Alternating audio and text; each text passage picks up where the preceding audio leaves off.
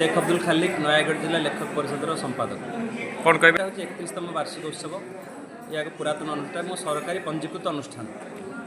यार वार्षिक उत्सव आम वार्षिक उत्सव महोत्सव करूँ मैंने 2 दिनिया प्रोग्राम काली गतकाली नाटक होता है सूर्यमय आज तार वार्षिक उत्सव एमती तो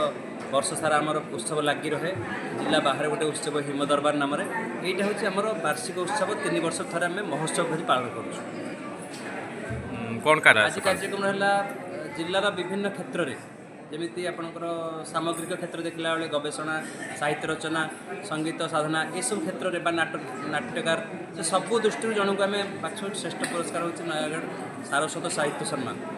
एवं आउ जन को दौ कविता क्षेत्र में सदानंद ब्रह्मा साहित्य पुरस्कार एवं गल्प क्षेत्र में दुर्गामाधव मिश्र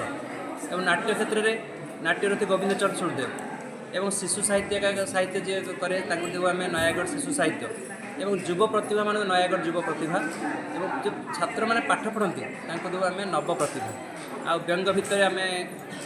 जदुमणि ना दौ आम सम्मान तो यही आम आज 8 जन प्रतिभा को चयन करूँ आम गोटे जूरी होता गोटे चयन कमिटी बसीरन बीबी अध्यक्षता से जहाँ ना सुपारिश करते आम से 8 जन को आज अतिथि द्वारा संबोधित कर कवि कवयित्री मैंने आसने कविता पाठ पढ़ुं सम्मानित होती एक साहित्यिक उत्सव कहले अत्युक्ति हे ना यह देखा गले साहित्य संगीत गप क्षेत्र में एक अन्य प्रयास आम कर आम नाटक काली गत राति अभिनय माने मंचस्थ होता से हूँ जे सूर्य हुए दर्शक मानकर विशेषकर आमर जिला बाहर लोक अतिथि जोग अनेक जिला बाहर अनुगुल ढेंकानालू संबलपुर हीराकुद एमती अनेक अंचल कवि कवयित्री मैंने आज जोग देते प्रथमार्धर थे आमर देवाशीष पट्टनायक से नहांती बर्तमान भुवने कलाहांडी अच्छा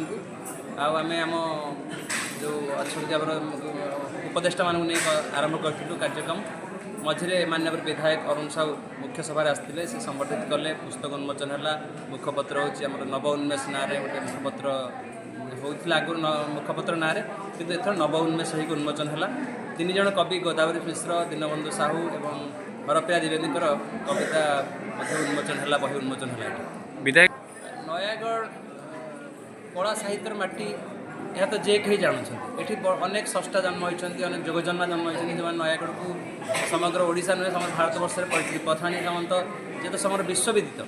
सेमती विनायक मिश्र कहतु सदानंद ब्रह्म कथा कहतु निमाई पट्टनायक कथा का निमाई पट्टनायक कथा कहतु नाट्यरथी गोविंद चंद्र सुर क्या ना मुझे जहाँ ना ने सी जन जन महापुरुष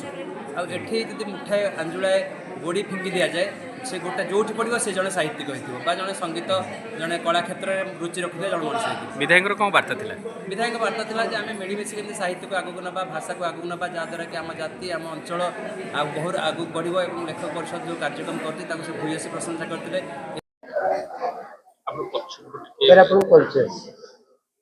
सत्यवादी बलिया सिंह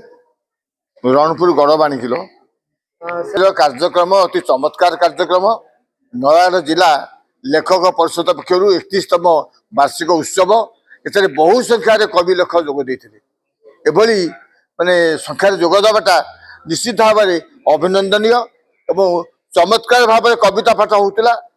साहित्य आलोचना भी करागला नयागढ़ जिला जिते लेखक कवि अच्छा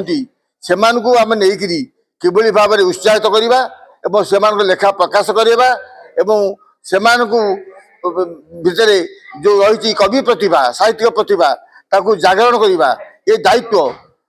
नयागढ़ जिला लेखक परिषद नहीं लेखक परिषद जो कार्यक्रम अत्यंत माने आनंददायक आम समस्त को मुग्ध करी आम समस्त खुशी ये कार्यक्रम ये कार्यक्रम रे मु जोग देछि एवं मते बहुत आनंद देछि मु आशा करी भविष्य ये जिला लेखक परिषद बहुत माने उच्च स्थान को जीव एवं बहुत कार्यक्रम करिवो सारा ओडिशा रे नुआ रेकर्ड करिवो जेमति पठाणी सामंत पई आमे गौरव अनुभव करूछु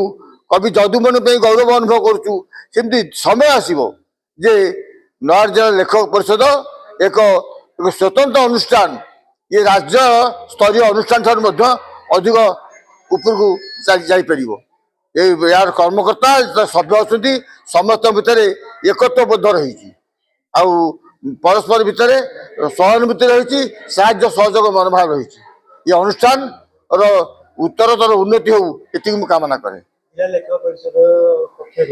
आपण आज सम्मानित करागला। हाँ मुझे मुख्य वक्ता भाव में आसती मत बहुत खुशी लगी ये सभा सदा बेले भी चली वार्षिक उत्सव जेहेतु आज बहु संख्यार लोक आसते